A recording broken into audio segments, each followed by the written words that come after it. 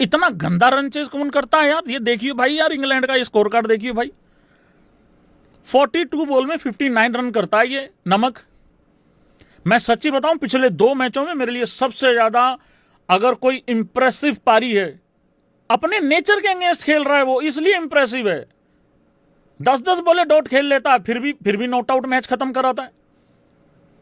अब हमारे वाले ना मार पा रहे हैं ना रुक पा रहे हैं, दोनों ही काम नहीं हो पा रहे हैं।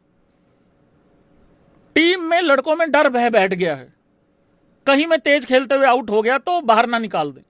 आज वैभव सूर्यवंशी को भी तसल्ली हो गई है इस बात की। आता हूं एक एक पे।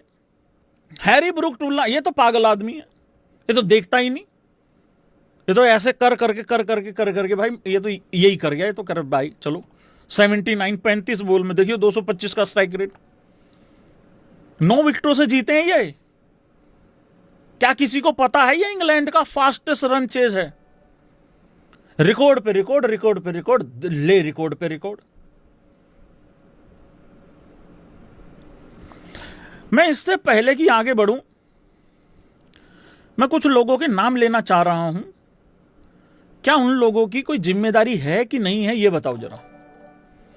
अगर मान लो भाई कोई बच्चा ट्यूशन जाता है या स्कूल में जाता है, अगर कोई ट्यूशन पढ़ा रहा है ना, 500 1000 2000 5000 रुपए लेके भी अगर कोई ट्यूशन पढ़ा रहा है, और अगर किसी का बच्चा फेल हो जाए, उसकी भी जवाबदेही होती है कि नहीं होती है? बस एक बारी हाँ या ना कर दो, फिर अगला बात का जिक्र करूंगा, नहीं तो रहने दूंगा, मैं अपना स्कोर कार्ड पे निकल जाऊंगा। नहीं तो होती है जिम्मेदारी। ये कोटक साहब की क्या जिम्मेदारी है? आधों को तो ये नहीं पता होगा ये कोटक है कौन। ये कोटक साहब हमारे बल्लेबाजी कोच हैं।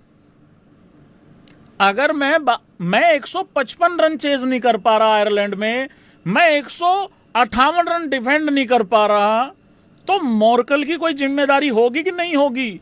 और अगर कोई जिम्मेदारी बल्लेबाजी की, अगर फेल हो रहा है कोई बल्लेबाज, तो कोटक साहब की कोई जिम्मेदारी है कि नहीं है? भाई गौतम गंभीर का तो सबको पता है, हालांकि कोटक साहब का एक ही काम है, गौती के घुंघरू खुजाने, बस यही काम है उस आदमी का। गौती कितना अच्छा आदमी है, कितना बढ़िया वो इंसानियत है उसके, वो इंसानियत बताने के लिए रखा हुआ है कि बल्लेबाजी ठीक करने के लिए या बल्लेबाजी की जिम्मेदारी लेने के लिए रखा हुआ है। अगर इस तिलक से ना स्पिनर खेले जा रहे हैं ना कुछ और काम हो रहा है, तो फिर इसकी जिम्मेदारी कौन लेगा? मैं थोड़ी जाऊंगा ठीक करा के, मेरा यूट्यूब का लाइव कौन करेगा? और अगर ये बार बार जाके मार खा रहे हैं बॉलर, इसकी जिम्मेदारी कौन लेगा? एक और रखा हुआ है स्पिन बॉलिंग कोच, वो ऐसा स्पिन बॉलिंग कोच, उसने पता नहीं कौन सी कोचिंग दे दी।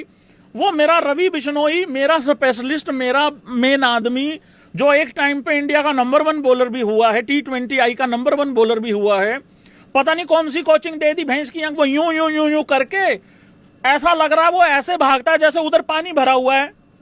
29 रन दे दिए 1 ओवर में, और हमने स्पिन बॉलिंग कोच रखा हुआ है। भाई इन 3 लोगों की जिम्मेदारी है कि नहीं है? बस बता दो एक बारी जल्दी यार भैया। क्या इन लोगों को तनख्वाह नहीं मिलती? क्या इन लोगों को पैसे नहीं मिलते? और अगर इनकी तनख्वाह मिलती है तो ये अपनी तनख्वाह जस्टिफाई कैसे कर रहे हैं?